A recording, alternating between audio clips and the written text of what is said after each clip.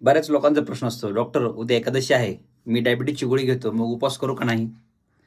चुकीच्या पद्धतीने केलेला उपवास शुगर 40 मिलीग्राम डेसिलिटरपर्यंत खाली आणू शकतो आणि काही लोकांमध्ये 400 मिलीग्राम डेसिलिटरपर्यंत वाढू शकतो. म्हणून डायबिटीजमध्ये प्रश्न उपवास करायचा का नाही? हा नाही, तर उपवास सुरक्षितपणे कसा करायचा हा आहे.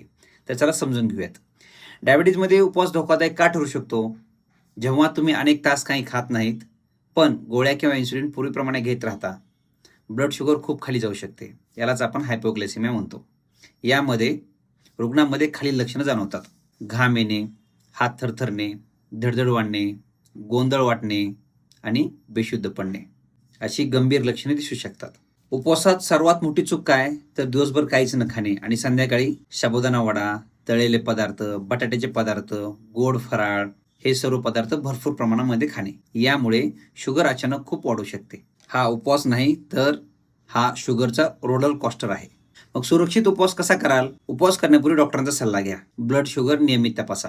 पुरेसे पाणी प्या. उपवासात प्रोटीन आणि फायबर असलेले पर्याय निवडा. उदाहरणार्थ शेंगदाणे, पण मर्यादित प्रमाणामध्ये. साखर नसलेलं दूध किंवा दही व्यक्तीनुसार अवलंबून आहे.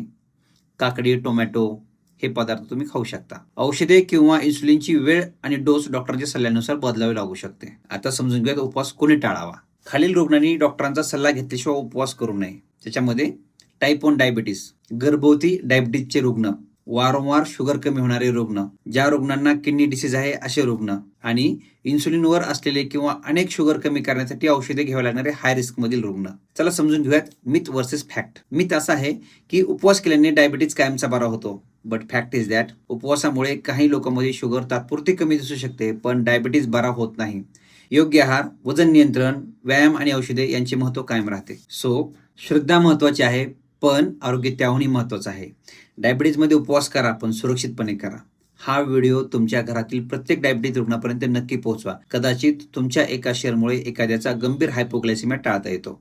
आणि फॉलो करा डॉक्टर अतुळे. डायबिटीजमध्ये उपवास निषिद्ध नाही, पण औषधे, आहार आणि ब्लड शुगर मॉनिटरिंग शिवाय केलेला उपवास धोकादायक ठरू शकतो.